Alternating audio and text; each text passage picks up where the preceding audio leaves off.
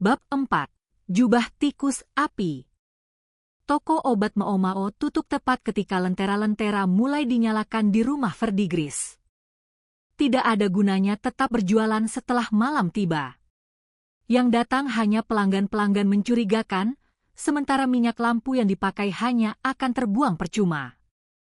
Mao Mao menghitung hasil penjualannya hari itu, lalu menyerahkan seluruh uangnya kepada si nenek. Menyimpan uang dalam jumlah besar di gubuk kecilnya hanya akan mengundang pencuri dan perampok. Jauh lebih aman menitipkannya kepada si nenek, meskipun ia harus membayar biaya penitipan. Setelah itu, ia mengumpulkan bara api dan berbagai tanaman obat, lalu mengunci toko kecilnya yang sempit. "Baiklah, kita pulang." "Hah? Sudah?" gerutu Chou. Mao Mao langsung menjepit tengkuk bocah itu dan menyeretnya kembali ke gubuk mereka. Letaknya memang tepat di belakang rumah Verdigris, tetapi dindingnya dipenuhi celah yang membiarkan angin dingin masuk tanpa ampun. Mao Mao meletakkan bara api di atas kertas penyulut di dalam tungku.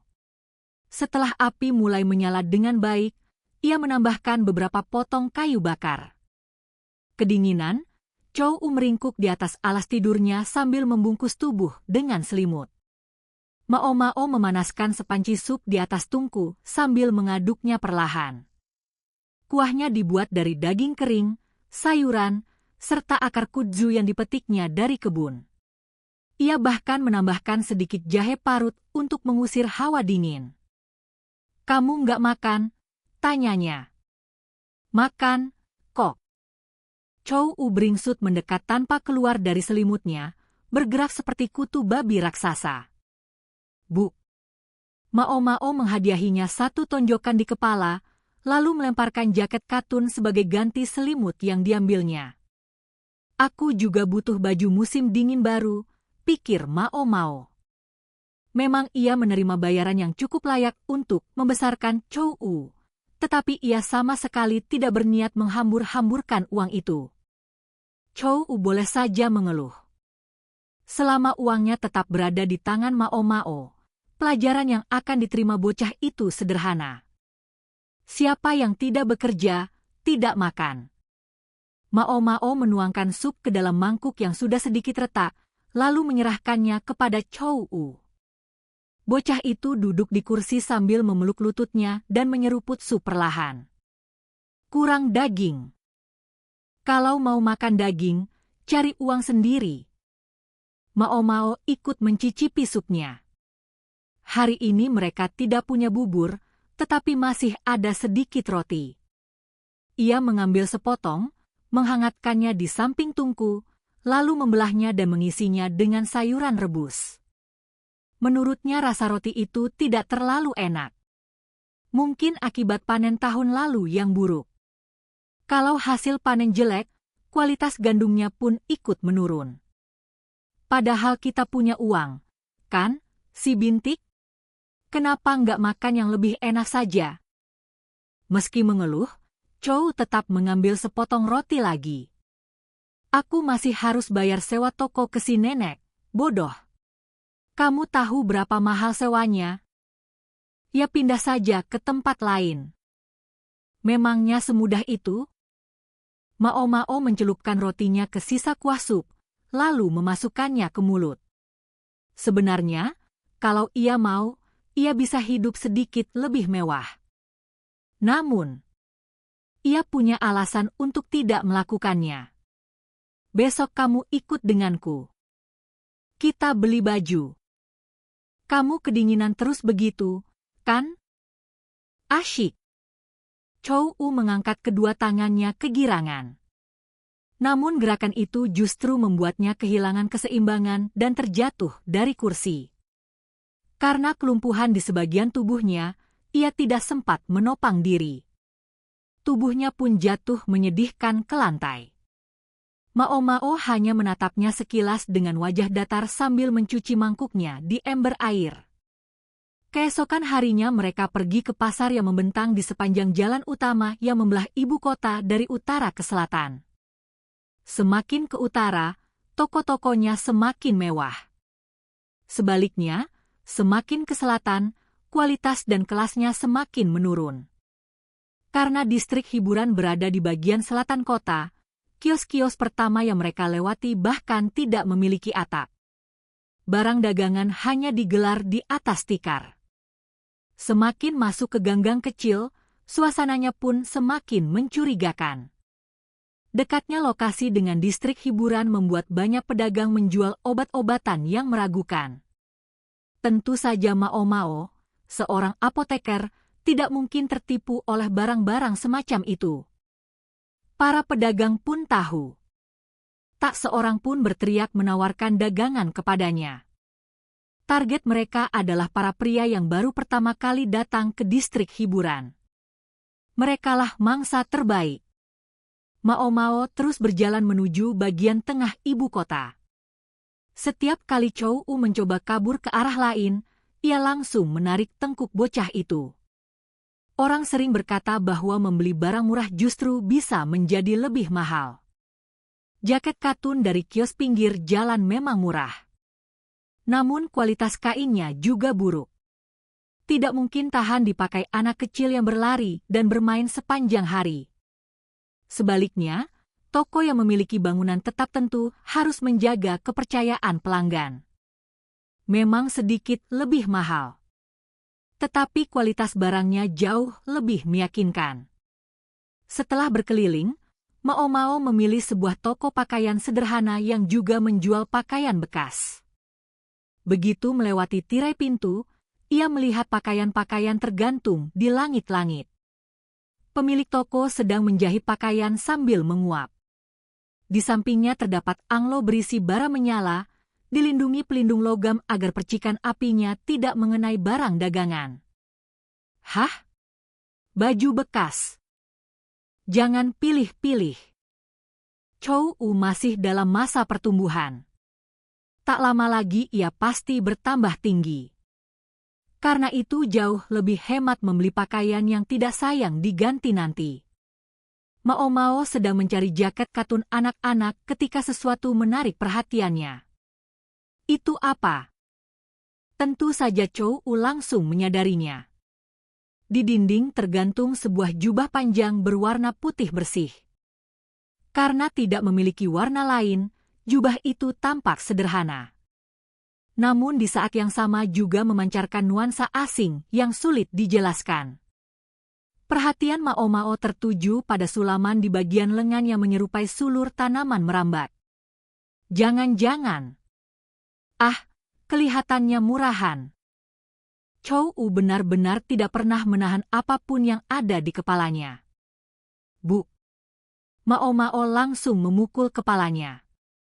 Ia khawatir pemilik toko mendengar ucapan itu. Namun yang terdengar hanyalah tawa. Haha. Menurutmu itu murahan, nak? Memangnya bukan? Baju perempuan kan harus berwarna-warni.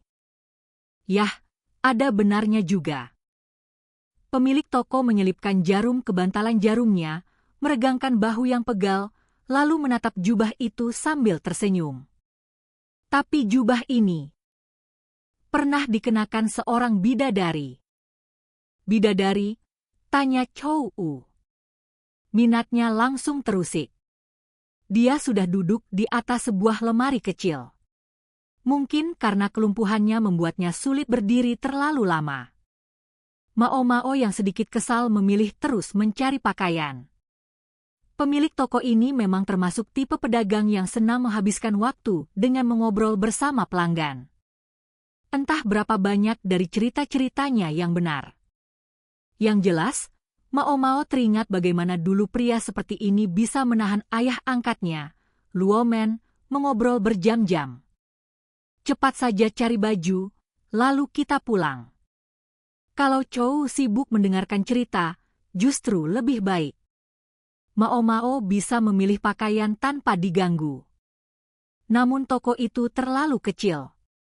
Mau tak mau, dia tetap mendengar cerita si pemilik toko. Begini ceritanya. Jubah itu berasal dari wilayah barat. Suatu hari, seorang penduduk desa kecil di sana menolong seorang gadis yang tersesat di jalan. Gadis itu sangat cantik. Saking cantiknya, si pemuda langsung jatuh cinta pada pandangan pertama. Dia gadis yang sangat aneh. Kulitnya putih bersih. Rambutnya keemasan. Dia tahu cara memintal benang yang belum pernah dilihat siapapun sebelumnya. Sebagai tanda terima kasih karena telah ditolong, dia menenun beberapa helai jubah untuk si pemuda. Jubah-jubah itu disulam dengan motif yang begitu asing sehingga harganya terjual berkali-kali lipat dibanding kain biasa. Gadis itu terus berkata bahwa dia ingin pulang ke kampung halamannya. Namun dia sendiri tidak tahu di mana kampung itu berada. Barangkali dia memang berasal dari negeri yang sangat jauh. Pemuda itu melamarnya. Sekali. 2 kali. Berkali-kali. Dan akhirnya, gadis itu menerima lamarannya. Sayangnya, saat itulah keluarga gadis tersebut datang ke desa untuk mencarinya. Mereka langsung dikenali sebagai keluarganya karena memiliki rambut dan kulit yang sama. Namun si pemuda akhirnya berhasil membuat gadis itu menerima lamarannya. Tentu saja dia tidak mau menyerahkannya begitu saja. Dia menyembunyikan gadis itu. Seluruh penduduk desa pun berpura-pura tidak tahu apa-apa. Keluarga gadis itu akhirnya pergi. Tetapi mereka tetap merasa curiga. Pemuda itu berpikir lebih baik segera menikahi gadis tersebut. Kalau mereka sudah menjadi suami istri, maka keluarganya yang lama bukan lagi keluarganya. Gadis itu menolak. Namun tak seorang pun di desa mau mendengarkan. Sebelum upacara pernikahan, dia diminta membersihkan diri di mata air desa sebagai ritual penyucian. Setelah itu, pernikahan akan segera dilangsungkan. Gadis itu menangis saat membasuh tubuhnya. Satu-satunya penghiburan baginya adalah gaun pengantin yang dikenakannya. Gaun yang dibuatnya sendiri. Gaun yang mengingatkannya pada kampung halaman yang telah hilang. Coba bayangkan betapa sedih perasaannya saat itu. Bahkan ketika mengenakan gaun pengantin, air matanya nyaris membuatnya tenggelam. Sementara semua orang bersukacita, gadis itu melangkah menuju altar untuk mengucapkan sumpah pernikahan kepada pemuda tersebut. Namun, bahkan pada saat terakhir itu, dia tetap tidak bisa melupakan keluarganya. Dia memohon kepada calon suaminya agar diizinkan kembali. Tetapi, permintaan itu ditolak. Saat itulah, gadis itu menyiram tubuhnya sendiri dengan minyak yang ada di dekatnya. Lalu mengambil sebuah obor dan membakar dirinya. Tubuhnya yang dilalap api berlari melewati penduduk desa yang panik. Hingga akhirnya, dia menjatuhkan diri ke dalam mata air. Lalu menghilang. Yang tertinggal hanya sehelai kain. Kerudung yang dikenakannya. Tubuh gadis yang terbakar itu lenyap tanpa bekas. Penduduk desa pun beranggapan, barangkali dia telah kembali ke langit. Keluarganya juga tak pernah terlihat lagi. Karena itulah mereka percaya, sang gadis dan keluarganya telah kembali ke surga. Dan itulah jubah yang dikenakan sang bidadari. Pemilik toko menutup ceritanya dengan penuh kebanggaan. Wah. Chow U memandangi jubah putih itu dengan mata berbinar. Padahal beberapa menit sebelumnya dia masih menyebutnya murahan. Sekarang, tatapannya berubah seolah sedang melihat permata yang berkilauan. Sementara itu, Mao masih sibuk mengukur beberapa jaket di punggung Chow U. Dia akhirnya menemukan satu jaket katun berwarna agak kusam. Namun ukurannya pas. Hei, si bintik. Jubah itu keren banget. Gimana kalau kita beli saja? Mata Chow U terus berbinar. Anak ini ada benarnya. Pemilik toko ikut menimpali. Usiamu juga hampir sama dengan si bidadari itu, Nona. Karena kalian mirip, kuberi harga spesial. Bohong besar. Mao-Mao melirik sempoa di tangan pria itu. Meski katanya harga spesial, nominalnya tetap terlalu mahal. Hampir membuatnya tertawa. Bidadari? Yang asli saja aku bisa lihat gratis. Lagi pula, ada satu bidadari yang agak rusak dan rutin datang ke rumah Verdigris. Jangan-jangan kau tidak percaya pada legenda bidadari itu? Tanya si pemilik toko. Anak muda zaman sekarang memang tidak punya jiwa romantis. Dia menggeleng-gelengkan kepala dengan wajah kecewa. Yang kecewa justru aku. Mao-Mao pernah melihat bidadari itu. Dia bahkan pernah melihatnya menghilang ke dalam air persis seperti di cerita. Lalu, bidadari bulan itu muncul kembali dari dalam air dalam keadaan basah kuyup seperti tikus, lalu bertanya apakah Mao-Mao ingin melihat pertunjukan yang sama sekali lagi. Pemandangan seperti itu memang jarang terjadi. Tanpa sadar Mao-Mao terkekeh mengingatnya. Dunia memang dipenuhi hal-hal aneh. Namun, selalu ada penjelasannya. Karena orang tidak mengetahui penyebab suatu kejadian. Mereka lalu menciptakan cerita tentang kutukan, kekuatan gaib, bahkan hantu. Mao-Mao menatap jubah putih itu lebih saksama. Boleh saya menyentuhnya? Tentu saja. Asal jangan dikotori. Mao-Mao meraba kainnya. Lalu memperhatikan sulamannya dengan teliti. Sesaat kemudian, dia tersenyum. Pak, yakin jubah ini bisa laku dengan harga segitu? Apa maksudmu? Tentu saja bisa. Padahal tadi pria itu mati-matian berusaha menjualnya kepada Mao-Mao. Kalau benar dia yakin jubah itu milik bidadari sungguhan, seharusnya harganya dinaikkan berkali-kali lipat lagi.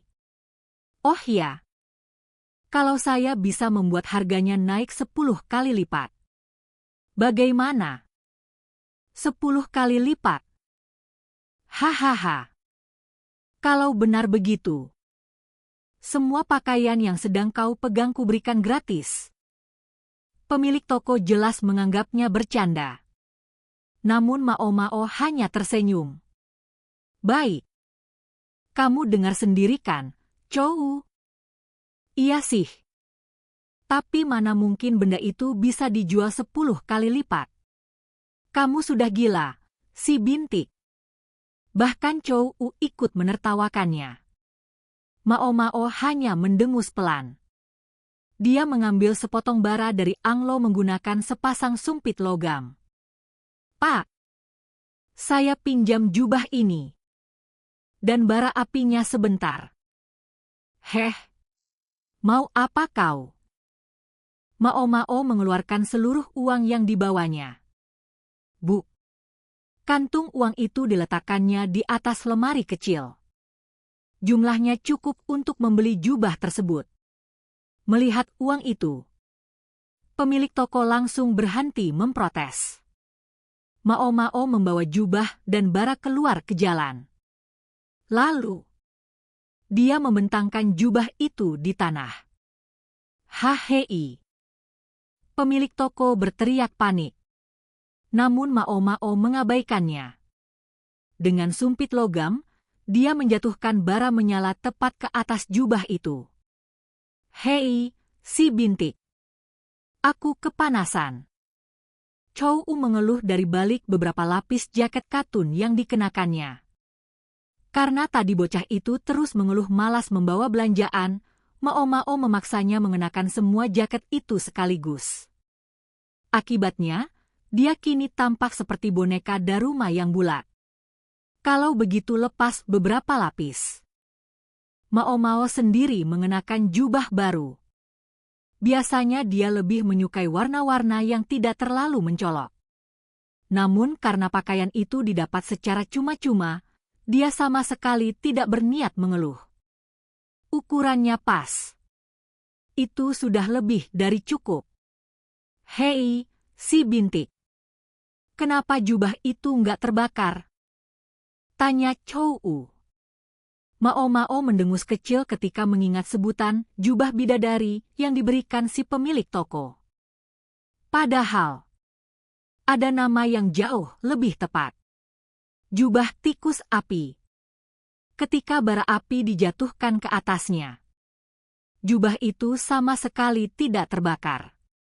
Bahkan, tak ada bekas gosong sedikit pun. Orang-orang yang lewat sampai terperangah. Saking terkejutnya, mereka mungkin benar-benar percaya kalau Mao mengatakan jubah itu milik seorang bidadari. Chou, kamu tahu pakaian dibuat dari apa? Dari apa? Maksudmu katun sama rami gitu? Pokoknya dari rumput atau serat. Kadang juga dari ulat. Jubah itu dibuat dari batu. Rahang Chou langsung ternganga. Batu? Batu yang benar-benar batu? Memangnya bisa? Batu juga punya banyak bentuk. Serat batu bisa diolah menjadi kain. Teknik itu memang tidak umum, tetapi sudah dikenal sejak zaman dahulu. Namanya Huo Huanbu. Namun nama itu terdengar kurang menarik. Karena itulah Mao memakai nama yang digunakan di negeri kepulauan sebelah timur. Jubah tikus api. Lagi pula, batu memang tidak terbakar. Meski begitu, bagaimana kira-kira kesan orang-orang yang menyaksikannya tadi? Bahkan orang yang pernah mendengar tentang kain serat batu pun mungkin belum pernah melihatnya secara langsung. Kelangkaannya saja sudah cukup membuat para kolektor rela membayar mahal. Berkat itulah, Mao berhasil mendapatkan hampir 1 lemari pakaian baru secara cuma-cuma. Oh, jadi begitu. Lalu bagaimana dengan bidadarinya? Tanya Chou. Kurasa ceritanya setengah benar. Dan setengah lagi tidak. Mao mengenali sulaman pada lengan jubah itu. Sulaman tersebut ditulis menggunakan huruf dari negeri asing. Huruf yang sama dengan yang sering dipakai Luomen, ayah angkatnya, saat membuat catatan. Kalau ditulis dengan gaya tertentu, huruf-huruf itu memang tampak seperti sulur tanaman merambat. Kemungkinan besar, bidadari itu memang berasal dari wilayah tersebut. Kalau rambutnya pirang dan kulitnya putih, mungkin darah keturunan utara juga mengalir dalam dirinya. Di desa-desa kecil, kalau perkawinan antar kerabat berlangsung terlalu lama, keturunannya akan semakin lemah. Karena itu, penduduk desa tentu menyambut garis keturunan baru dengan tangan terbuka. Bisa jadi gadis itu memang benar-benar tersesat. Bisa juga dia diculik. Apapun yang terjadi, begitu mereka mendapatkan gadis seperti itu, tak mungkin mereka rela melepaskannya. Mungkin karena itulah, gadis itu menenun jubahnya sendiri. Sambil menahan rindu untuk pulang, dia menggunakan serat batu yang tidak biasa. Lalu menyulam huruf-huruf yang tidak bisa dibaca penduduk desa. Sebuah pesan rahasia. Permohonan agar keluarganya datang menyelamatkannya. Pada hari pernikahan, kemungkinan besar dia mengenakan pakaian dalam yang sudah dibasahi air. Rambutnya pun sengaja dibasahi. Semuanya disembunyikan di balik kerudung. Chou, kamu tahu, ada cara supaya mangkuk kayu tidak terbakar meski dibakar api. Gimana caranya? Cukup diisi air. Selama air di dalamnya belum menguap habis. kayunya tidak akan terbakar. Tentu saja, selama suhunya tidak terlalu tinggi.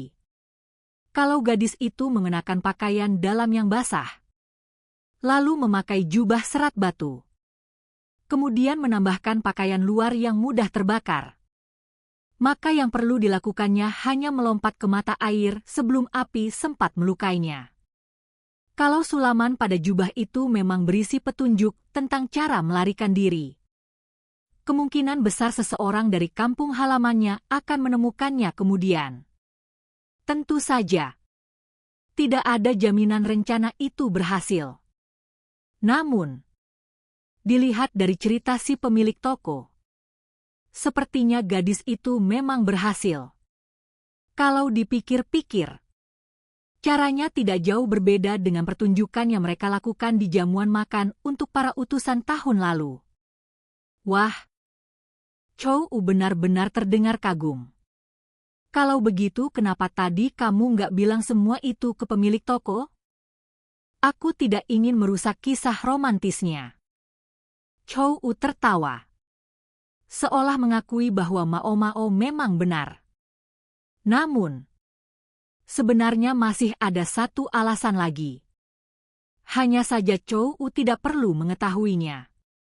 Selain di bagian lengan, di sisi dalam jubah itu juga terdapat sulaman yang sangat halus. Seorang gadis dari wilayah barat, atau mungkin utara.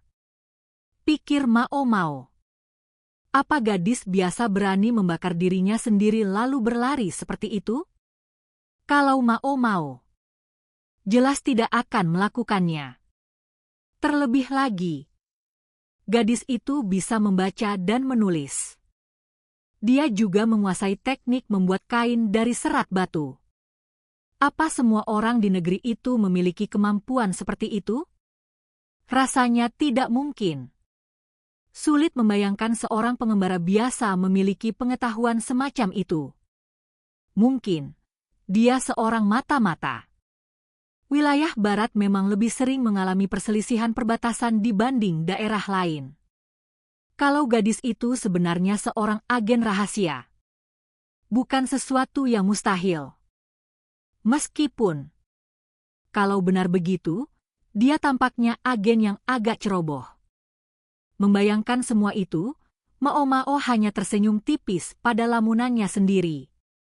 Lalu, dia kembali melangkah pulang.